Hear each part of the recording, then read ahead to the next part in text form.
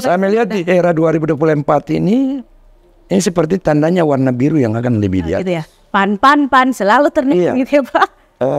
Ada sebuah petunjuk kemungkinan besar 2024 itu warna biru yang akan melangit. Amin. Entah ini nanti kita lihat apakah warna biru yang mana nih. Mudah-mudahan warna biru PAN lah. Oke, mudah-mudahan ya Pak ya, kita tunggu saja lagi nanti di 2024.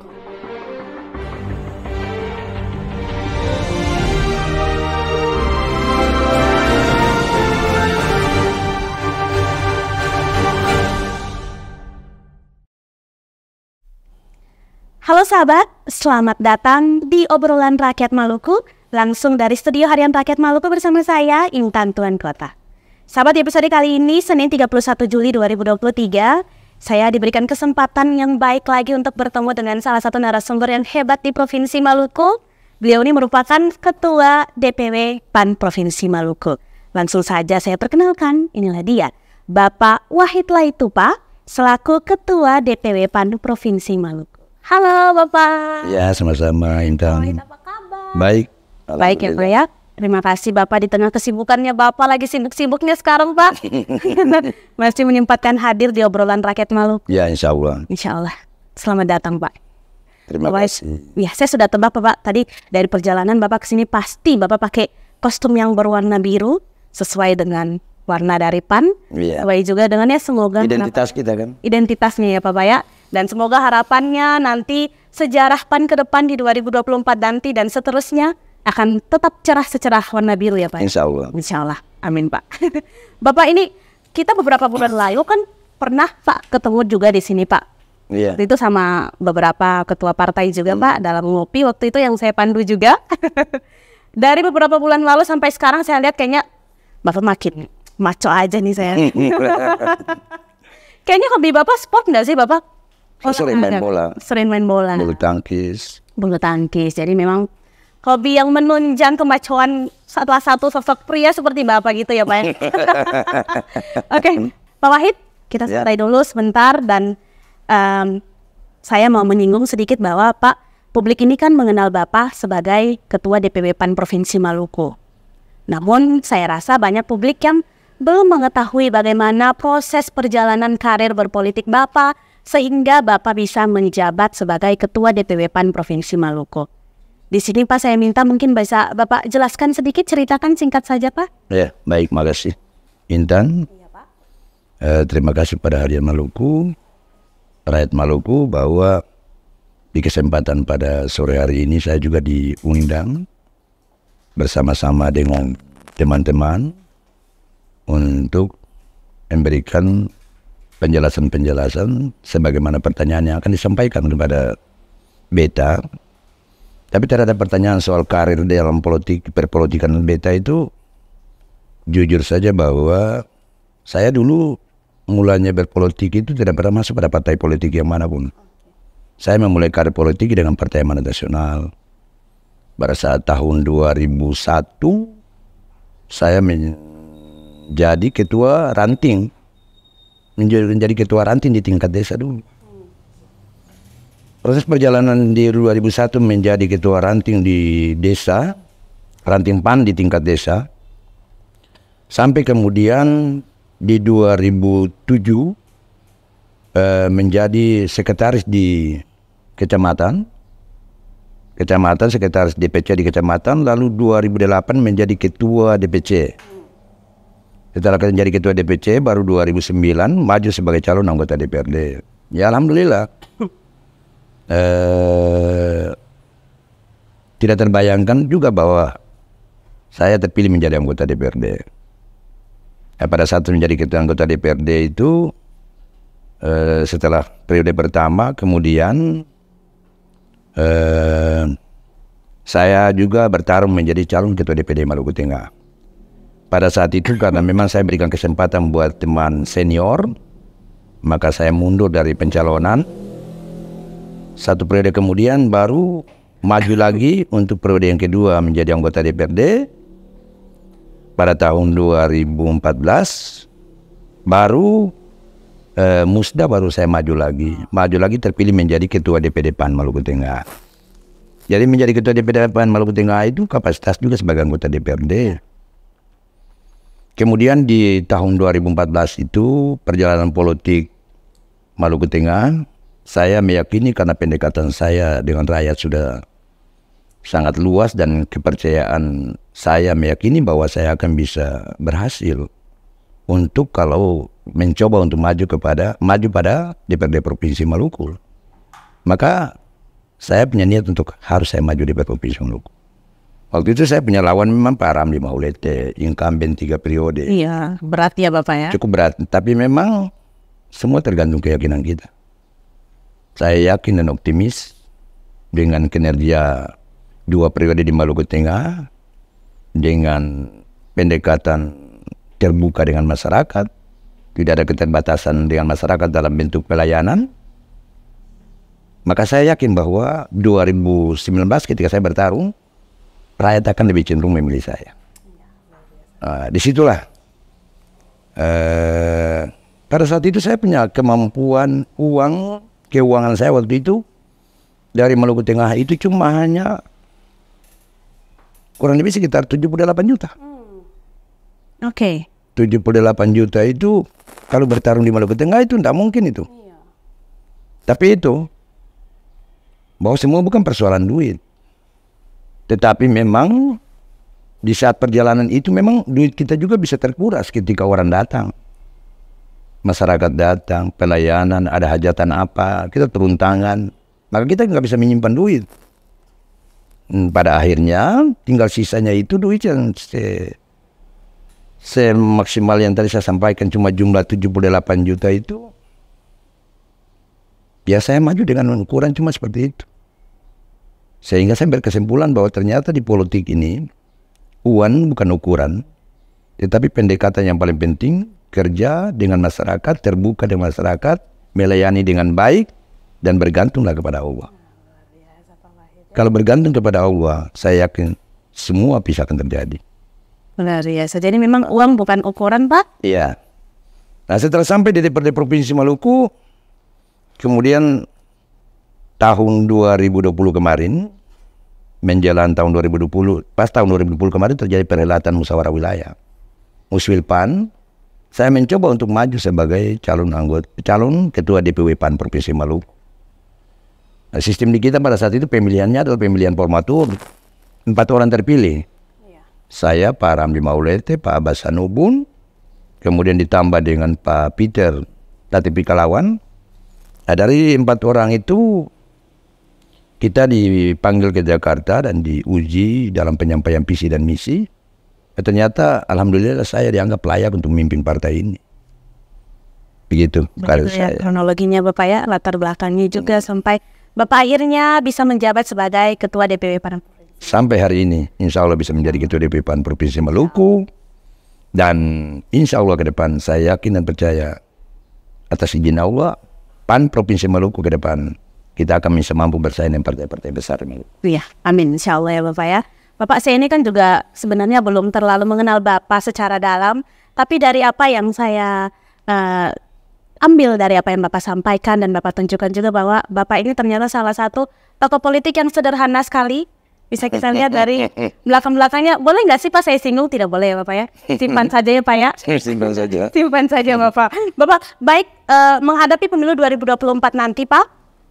Bagaimana persiapan PAN sejauh ini? Apakah PAN yakin dan optimis bahwa nanti di 2024 PAN mampu Pak mencetak sejarah berpolitik baru di Provinsi Maluku ini Pak? Iya. Alhamdulillah sampai saat ini lagi proses di KPU lagi berjalan nih. Iya. Dan saya optimis. Tentu optimis itu mendasari ada 2 pilihan. Pilihan pertama adalah bergantung pada Allah. Pilihan yang kedua, konfigurasi yang kita sudah siapkan. Iya. Jadi atas dasar itu PAN optimis Pak? Optimis kita akan bersaing dengan partai-partai besar yang ada di Maluku. Mampu mencetak sejarah baru juga Pak? Insya Allah kita bisa mampu mencetak sejarah. Iya, kita tunggu saja nanti Pak. Apakah mampu atau tidak? Kita tunggu nanti di 2024 jawabannya seperti Insya Allah. Mohon dukungannya dari semua. Iya, selalu Pak. Pasti kami dukung selalu Pak. Baik, Pak Wahid terkait dengan tema kita hari ini, kita lihat bahwa ada pesan penting yang ingin sekali PAN sampaikan bahwa jangan bangun narasi politik pembunuhan karakter. Ini maksudnya kenapa nih Pak? Apakah ada isu-isu di tengah publik yang sudah membunuh karakter dari pihak FAN Pak atau gimana Pak? Ya, sebenarnya isu pembunuhan karakter ini, kalau ketika hari ini kemudian orang menanggapi bahwa statement Pak Wahid dalam konteks pembunuhan menyampaikan di media, beberapa media bahwa terjadi pembunuhan karakter terhadap salah satu kader partai politik, saya kira narasi ini bukan cuma hanya pada hari ini. Iya. Tapi narasi ini sering terjadi di tingkat-tingkat pedesaan, kecamatan, tingkat kabupaten. Semuanya pasti terjadi. Nah, tentu selaku Ketua DPW PAN Provinsi Maluku dan sebagai politisi, saya kira ini langkah-langkah yang sebagaimana disampaikan tadi, ini tidak perlu kita lakukan. Tetapi, ini bertentangan dengan fenomena politik. Karena memang semua orang dalam politik itu menghalalkan segala cara bisa terjadi. Iya. Tapi bagi saya nggak menghendaki hal-hal seperti itu. Sehingga kalau narasi terkait dengan adalah pembunuhan karakter terhadap kader-kader kami, ya publik sudah menilai. Dengan mungkin narasi saya selama beberapa hari ini, semua media mengikuti dan sudah tahu.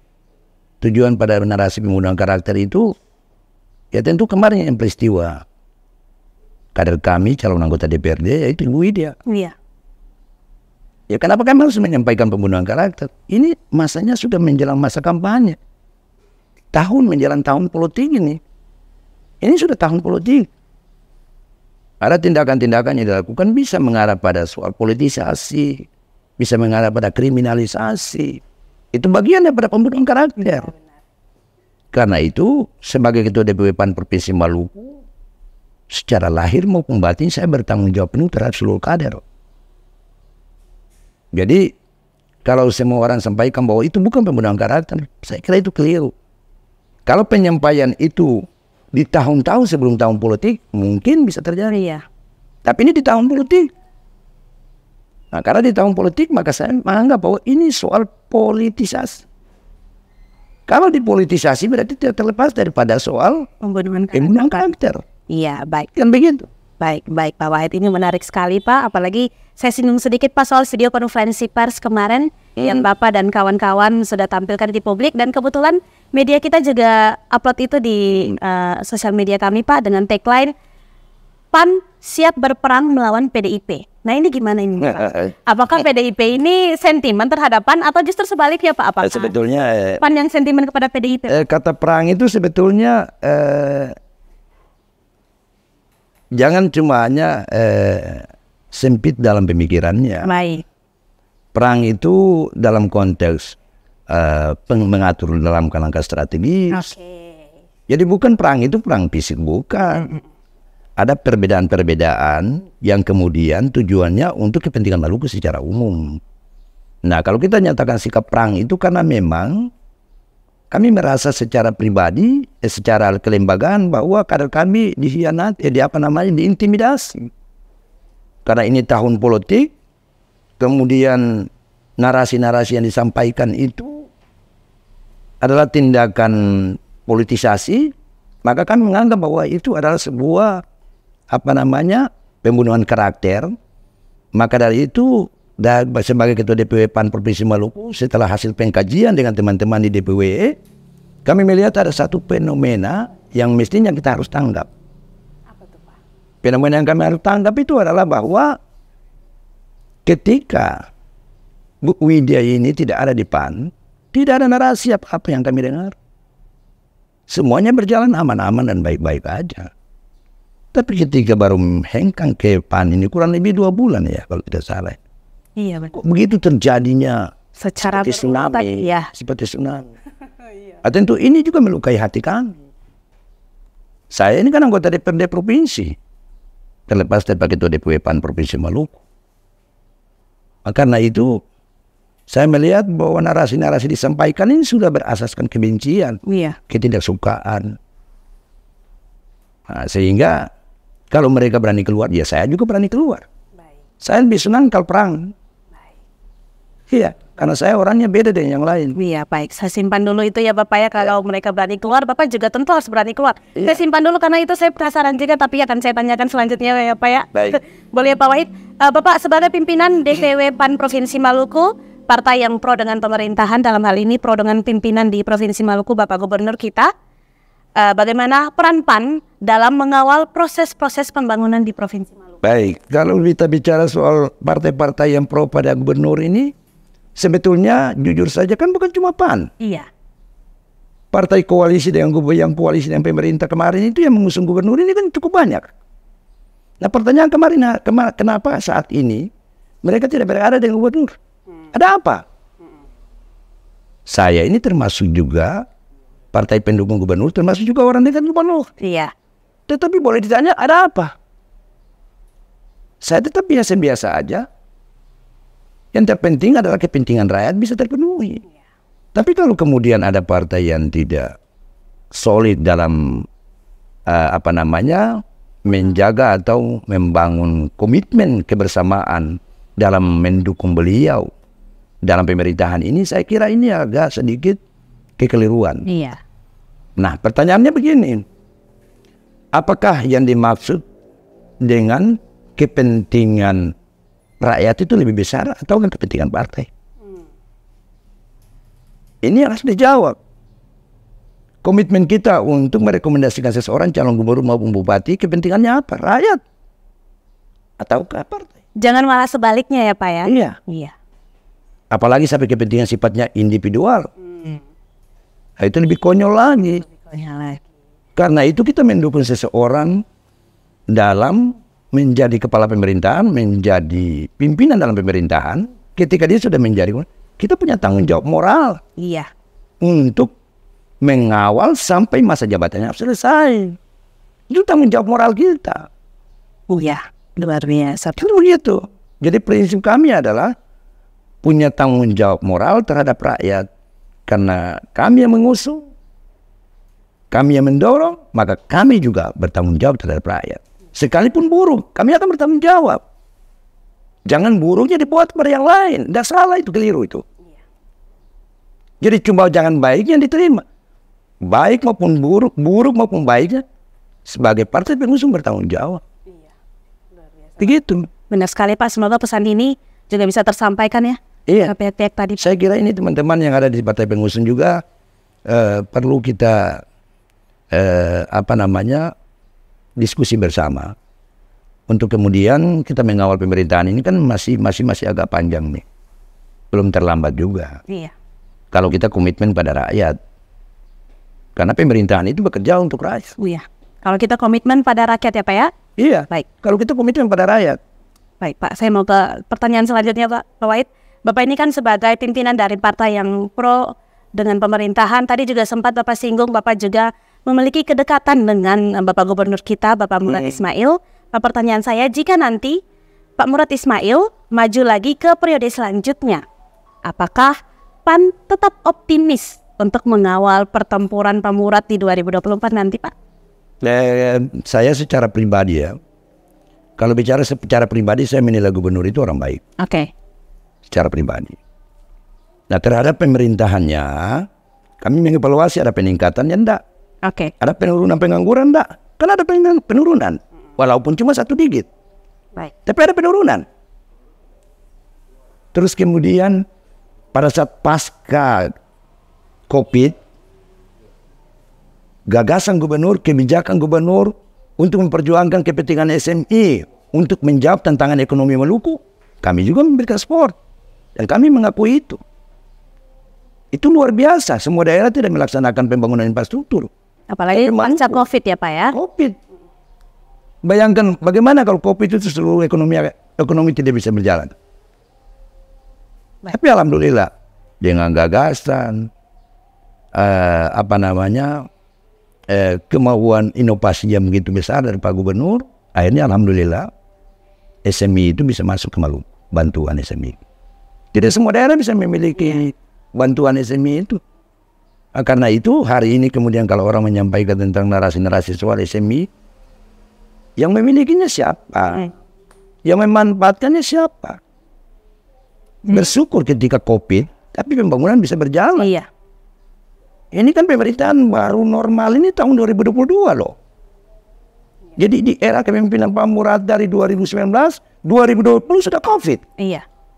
Itu berarti normal pemerintahannya kapan? Iya. Nah tapi hari ini pun pengangguran udah turun 1 digit.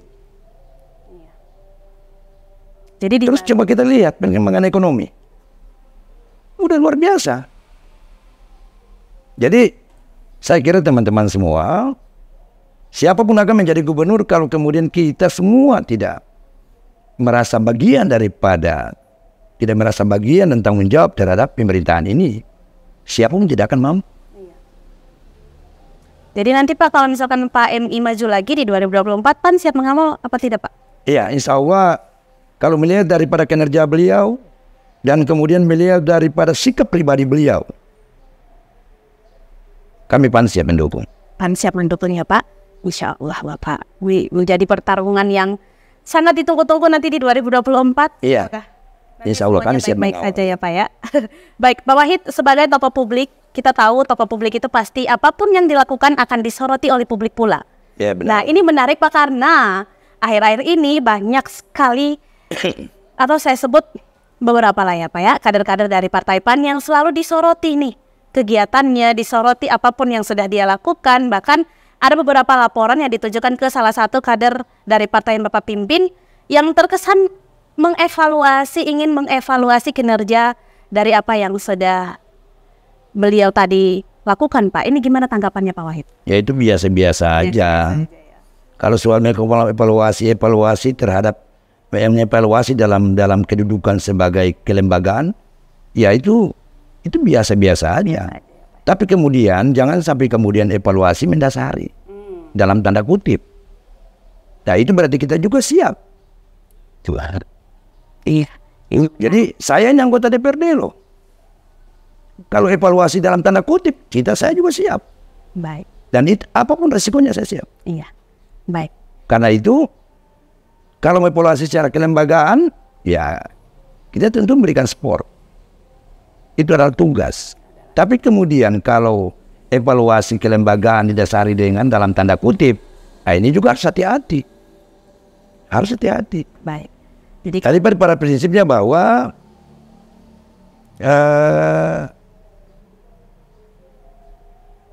menampakkan sebuah kebencian dalam satu tugas, saya kira itu tidak boleh kita tidak boleh kita berbudaya. Iya. Apalagi kita ini kan Maluku ini kan pela gandum. Iya. Kita harus menjaga. Benar sekali. Jangan sampai kemudian orang melihat dari narasi-narasi yang kita sampaikan ini mengarah pada hal-hal yang memang kita tidak inginkan, jangan. Karena memang semua orang ini bisa mengevaluasi dari setiap narasi, dari setiap perkembangan medsos. Semua orang bisa mengevaluasi, tapi tidak ada orang banyak bicara. Iya.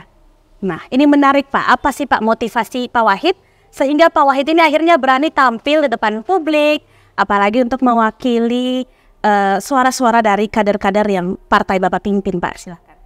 Iya, karena yang pertama selaku pemimpin di partai punya tanggung jawab moral. Iya. Saya punya tanggung jawab lahir batin terhadap lembaga yang saya pimpin. Iya, benar.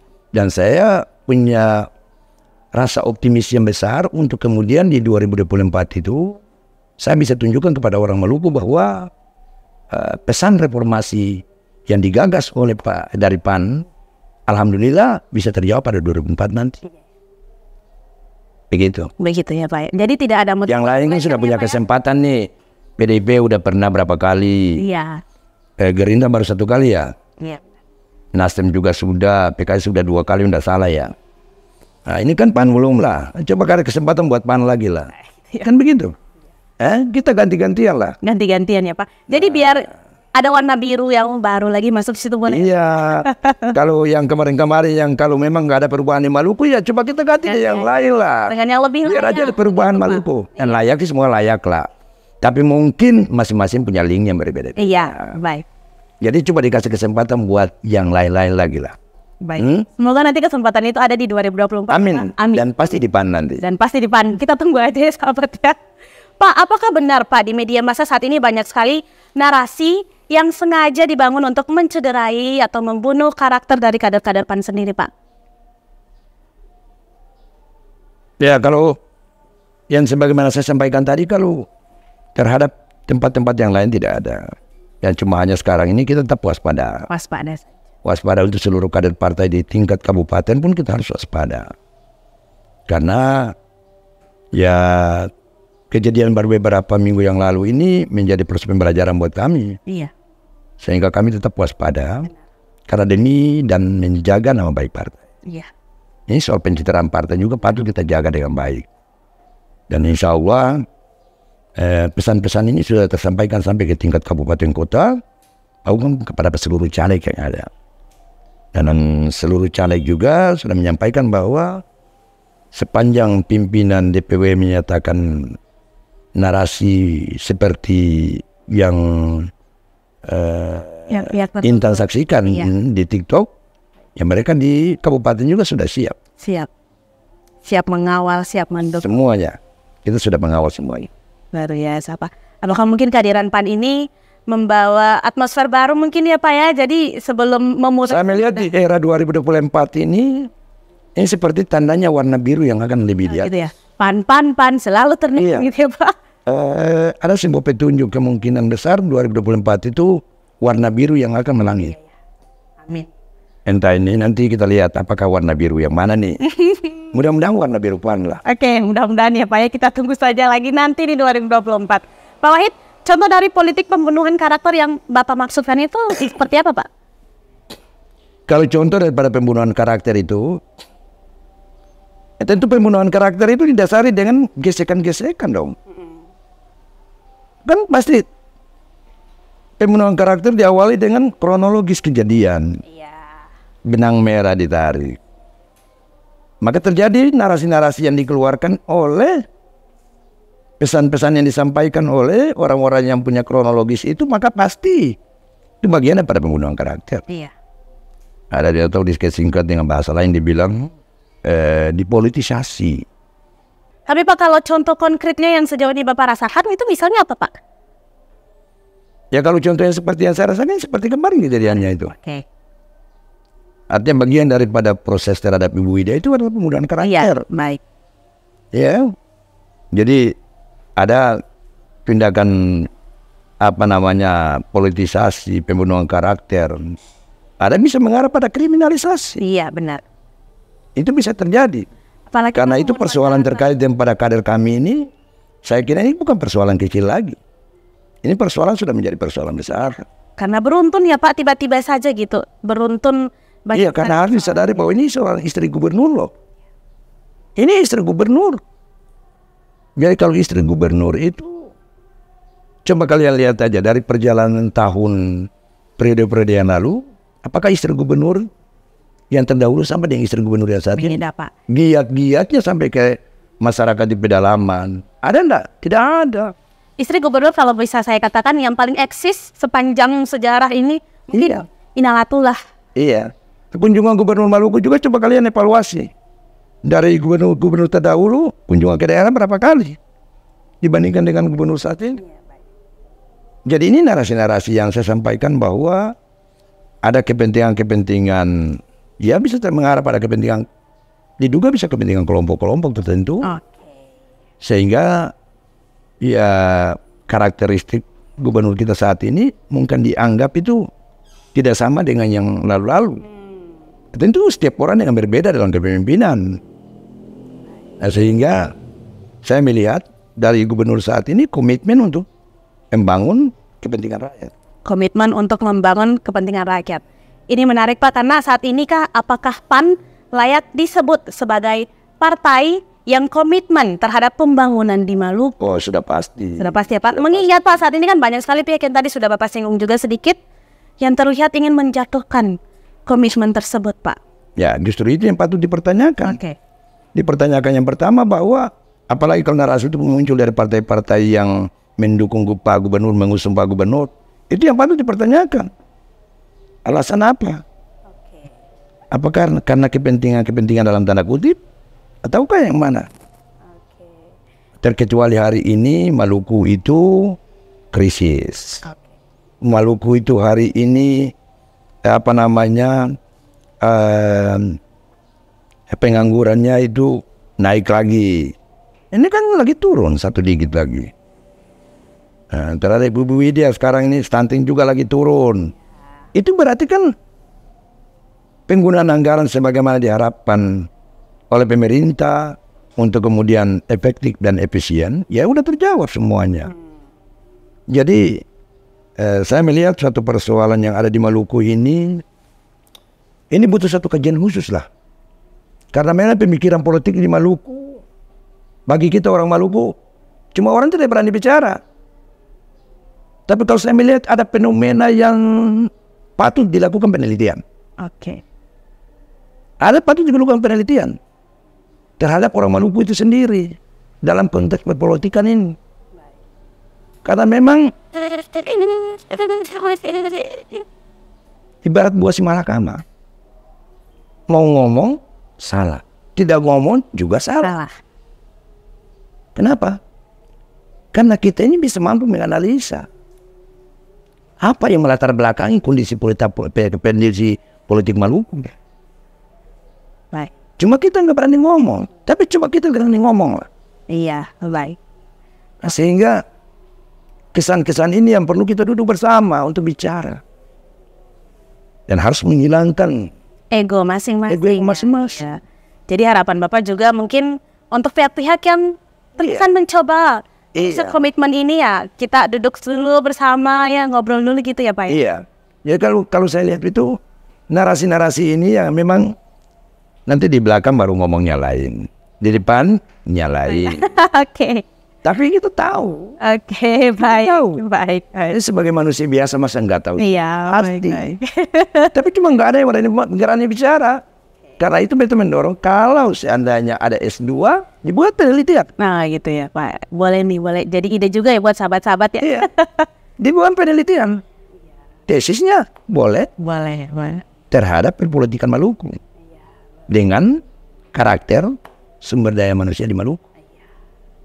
Sehingga ke depan lebih jauh lagi, betul-betul persoalan politik Maluku itu saya kira bisa adem, bisa damai, berjalan dengan sesuai dengan menjadi harapan sebagai kita adalah Indonesia. Iya. Kita di bawah naungan NKRI.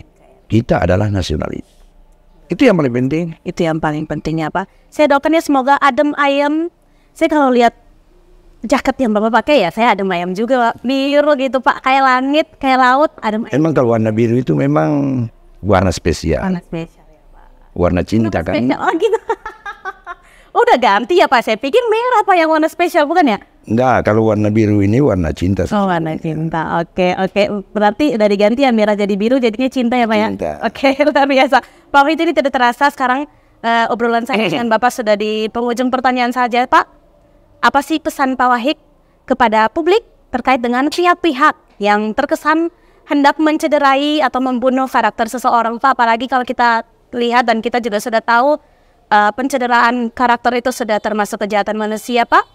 Bagaimana tanggapannya? Apalagi untuk sahabat-sahabat dalam memaknai penggunaan sosial media agar mereka lebih pandai lagi, lebih pintar-pintarnya lagi dalam menggunakan sosial media Pak. Silakan Pak Wahid. Saya punya pesan dalam kepada rakyat Maluku. Iya. Bahwa dalam perpolitikan itu yang pertama kita menjaga persahabatan yang baik, pertemanan yang baik. Perbedaan itu bukan ukuran, tapi tujuan daripada perbedaan itu yang kita harus menjadi harapan. Karena itulah terhadap langkah-langkah atau tindakan-tindakan yang dilakukan oleh teman-teman, bukan saja pada kemarin, tapi di daerah-daerah lain bisa terjadi di kabupaten kota. Saya kira kita lebih banyak menghindari. Karena kita lebih cenderung untuk melihat politik itu lebih baik kalau politik santun. Saya lebih cenderung untuk melihat politik santun. Karena itu saya berharap kepada rakyat Maluku, kita ini sudah dikenal dengan piala gandong. Maka kita saling menjaga untuk kemudian menata Maluku lebih baik lagi ke depan nanti.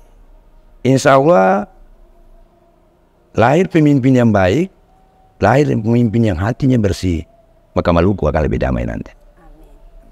Amin Bapak. Penutup yang indah sekali Bapak dengan harapan-harapan yang juga Pak Wahid sampaikan selaku pimpinan dari DPW PAN Maluku selaku seorang individu wakil rakyat juga ya Pak ya. Luar biasa. Pak Wahid, tidak terasa obrolan kita sudah berakhir saja Pak. Iya. Terima kasih pada rakyat Maluku. Terima kasih pada rakyat. Pak, pesan terakhir dong Pak yang mau Bapak sampaikan ke publik selain itu, ada nggak Pak? Pilih aja PAN. Pilih aja PAN ya. Kalau ingin terjadi perubahan di Maluku, pilih PAN. Pilih PAN kalau mau perubahan di Maluku. Itu nanti Insya Allah. catat di sini. Baik Pak Wahid, sekali lagi terima kasih sudah menyempatkan hadir di obrolan rakyat Maluku Pak. Mohon maaf atas lebih dan kurangnya ya Bapak ya. Sama-sama. Saya doakan apa yang Bapak cita-citakan, apa yang PAN cita-citakan, apa yang Maluku harapkan juga bisa terjawab dari kader-kader Amin. ada di PAN. Amin. Semuanya kepada Allah. Semuanya kepada Allah ya. Kita tunggu nanti kejutan di 2024 nanti ya Pak. Insya Allah. Baik Bapak. Sahabat, itulah dia perbincangan kita bersama dengan Ketua DPW PAN Provinsi Maluku, Bapak Wahid Laitu Pak. Tidak terasa saat kita berpisah dulu sahabat. Namun tenang saja, kita masih bisa bertemu lagi di episode selanjutnya. Tentu saja dengan tokoh dan topik yang tidak kalah menarik pula. Sahabat, saya ingatkan untuk terus saksikan obrolan rakyat Maluku hanya di kanal YouTube Rakyat Maluku. Jangan lupa untuk subscribe, like, komen, dan share sebanyak-banyaknya. Kalian wajib banget nyalakan lonceng pemberitahuan yang berada di bagian kanan bawah supaya sahabat menjadi orang pertama yang tahu kalau kita upload video baru lagi. Baik sahabat, saya Intan Tuan Kota mewakili seluruh kru yang bekerja mengucapkan terima kasih. Dengan Bapak Wahid Laitu Pak di sini, Amato.